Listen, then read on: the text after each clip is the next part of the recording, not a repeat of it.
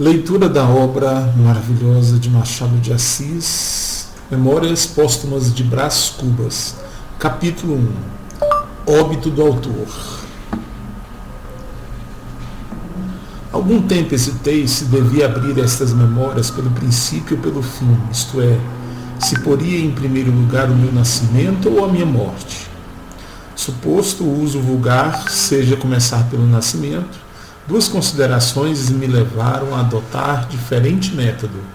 A primeira é que eu não sou propriamente um autor defunto, mas um defunto autor, para quem a campa foi outro berço.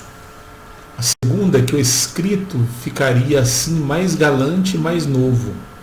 Moisés, que também contou a sua morte, não a pôs no introito, mas no cabo, diferença radical entre este livro e o Pentateuco. Dito isto, expirei às 2h da tarde de uma sexta-feira do mês de agosto de 1869, na minha bela chácara de Catumbi.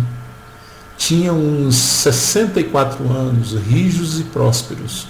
Era solteiro, possuía cerca de 300 contos e fui acompanhado ao cemitério por 11 amigos. 11 amigos. Verdade é que não houve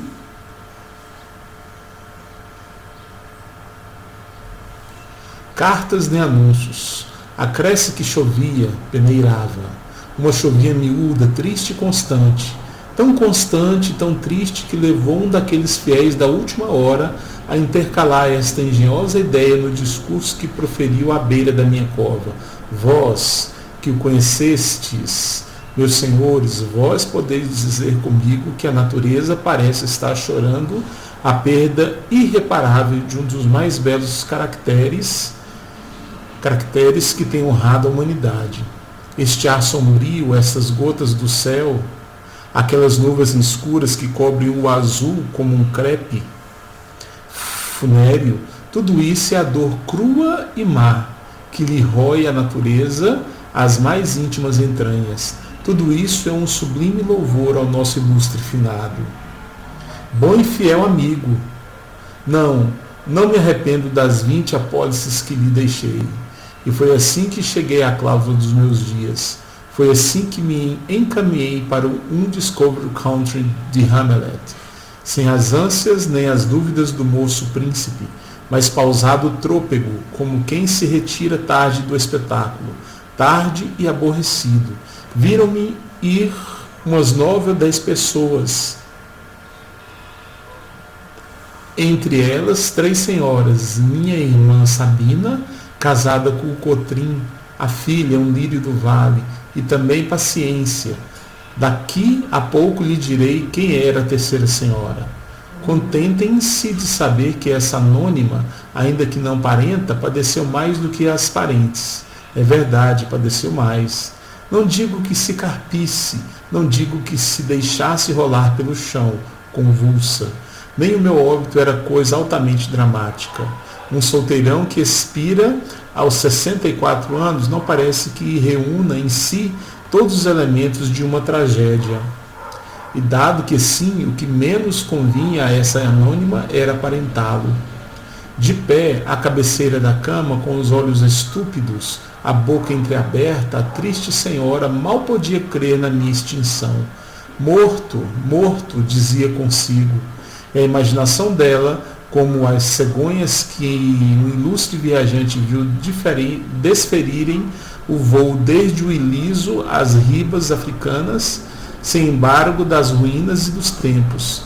A imaginação dessa senhora também voou por sobre os destroços presentes, até as ribas de uma África juvenil. Deixá-la ir. Lá iremos mais tarde, lá iremos quando eu me restituir aos primeiros anos.